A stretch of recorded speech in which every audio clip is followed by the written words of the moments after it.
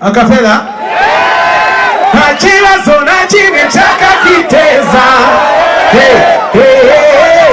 Dashaka kwijira neza Dashaka kwirirwa nseka nta muntu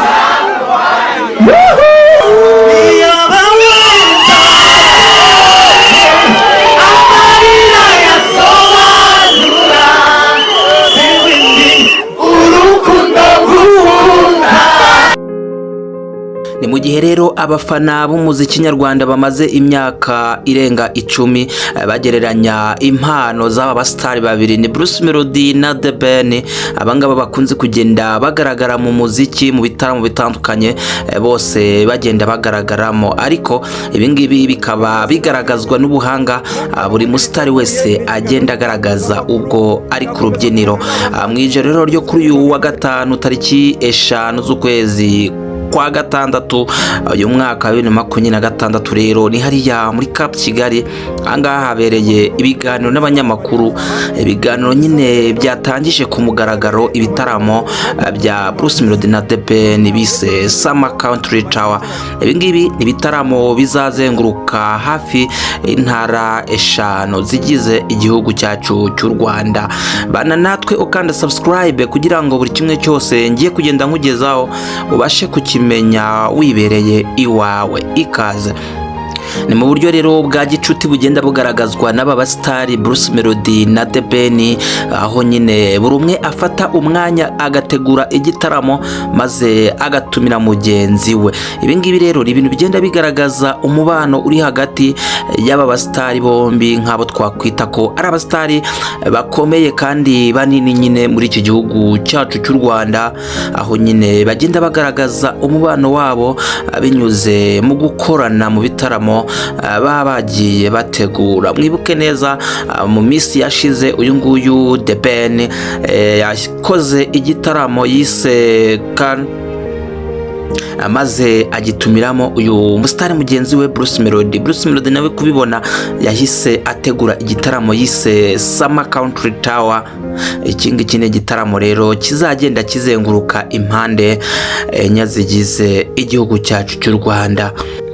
Ni mu biganiro byabereye hariya ka Kigali, aho uyu nguyu Bruce Melody yagiye avuga ko ikibura ari umunsi ugera kugira ngo ibiganiro byabo cyangwa se bitaramo byabo bizagende binyura benshi, ariko uyu nguyu The Ben nawe ntago yabyihanganiye, yagiye abwira abafana be cyangwa se abakunzi b'umuziki avuga ko uru rugendo ruzatanga igisubizo ku mpaka zimaze imyaka myinshi bavuga ko uyu nguyu Bruce Melody yaba amurusha kuririmba, ariko ahangaha Bruce Melody nawe akaba yagiye avuga ko ataragafuka imvugwa rimwe.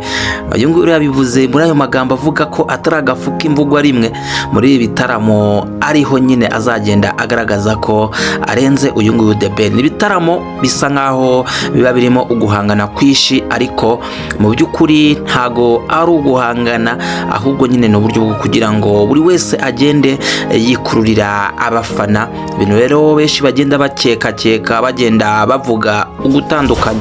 The Ben rero agenda abazwa n'itangazamakuru ku bijyanye n'igitaramo, yagiye agira ati ni urugero gushaka gutanga ubutumwa ku bakiri bato, ku bahanzi bakiri bato. Dushaka kubereka ko njyewe na Bruce Melody turi abavandimwe, dushobora kubana kuri page imwe ariko twese tugateza imbere umuziki. Uyu nguyu yakomeje avuga ko ibingibi ari ibitaramo bizasigira urubyiruko inyigisho mu bijyanye n'imikoranire.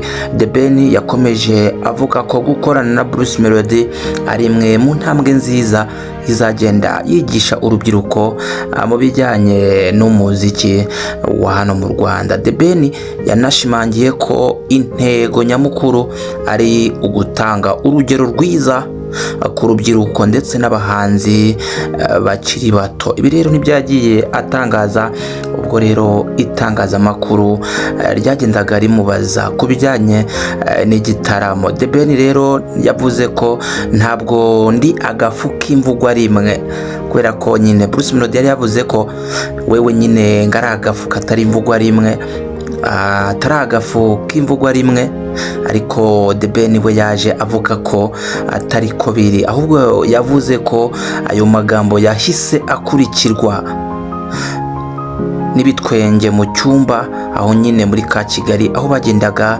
babazwa n'itangazamakuru. Ariko ubutumwa bwari bukomeye Bruce Melody yashakaga kugaragaza nuko yiteguye cyangwa se yiteguye guhatana na mugenzi we. Nyine yavuze ko ku rubyiniro azaba ari uwa mbere, kandi ko adafite gahunda yo kujya ku rubyiniro nk'uwagiye kurebera.